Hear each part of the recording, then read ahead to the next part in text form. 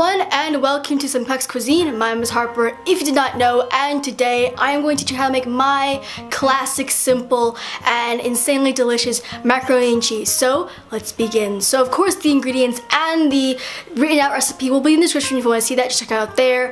And of course I would say begin prepping your ingredients, shredding your cheese if you didn't get shredded cheese already. And I'm only using cheddar cheese because you know this is a classic dish in very big quotation marks. But from there, after prepping all your things, start by first cooking your noodles as the packaging on the noodles says you should. So for me at least it was 7 minutes or so, but more or less when your noodles are done cooking, take them out and drain them in a colander and then leave them in a bowl while you begin creating your cream sauce, you know, the cheese of the macaroni and cheese. Now you begin by putting a small, actually a medium to large saucepan on the stove and heat it up to medium or high heat, and then put it down, you know, to low heat or so, and melt all your butter. And be sure not to brown it or burn it, which I kind of accidentally did, but it's okay. More or less, when the butter is melted, pour in the flour very slowly and combine thoroughly with a whisk of some kind, and you're more or less creating a roux, which is the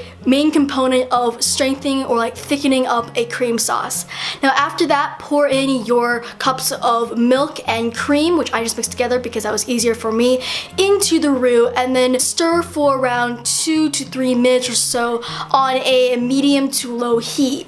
And then after that, pour in all your cheese and then stir constantly while the cheese is melting. Now I would actually put the heat to around medium to slightly high heat and then let simmer for a couple of minutes, maybe 2 or 3, but be sure to like watch it and stir it constantly, not constantly, but like stir it very well because you don't want the cheese sauce to burn. Now after it's thickened up, and those will take around probably 2 to 3 minutes. It really depends on how hot your heat is. After that, season with your salt and pepper, and I would put a lot on it because you know the dish is very, you know, carb loaded and it will become very bland very quickly, so I would put a lot of salt and pepper, but always taste, because there is a point where you can put too much of salt and pepper and then it turns disgusting. But more or less after that, take it off the burner and let it cool slightly while you grease up your Pyrex dish with butter or oil or really anything. I would do butter because at this point, like, this dish is already pretty calorically dense. Just wash your hands very thoroughly or use a paper towel or something to grease up your Pyrex dish, and then pour on your macaroni or like noodles. I used shells. It really doesn't really matter what kind of noodles you use. If you want to be a purist, of course, use macaroni, but sadly I had no macaroni in my house, so I just used shells.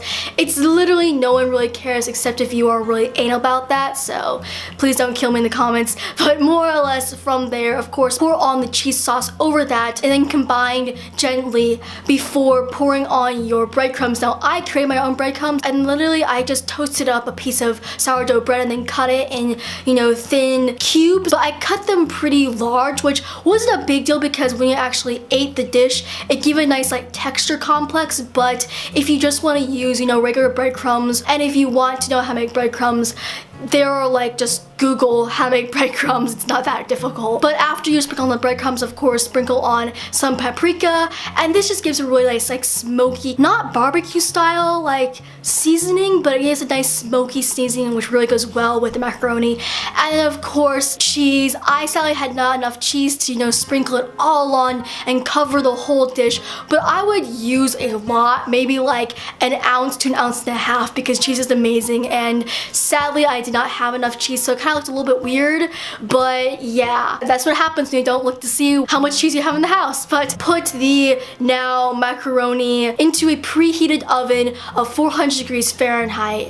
And actually I forgot to say this, but preheat your oven to 400 degrees while you are cooking your roux. And this allows the oven to preheat at the same time as you're cooking everything else, so it'll be done preheated right when you're gonna put it in the oven. Put it in the oven and then let it cook, or you know, melt and combine and become delicious and amazing and delicious and amazing. And this will take around 15 to 20 minutes or so. And of course, when the timer goes off, take it out, let it cool for a couple of seconds, and then plate it up. And there is your delicious and classic, or my version of a classic macaroni and cheese.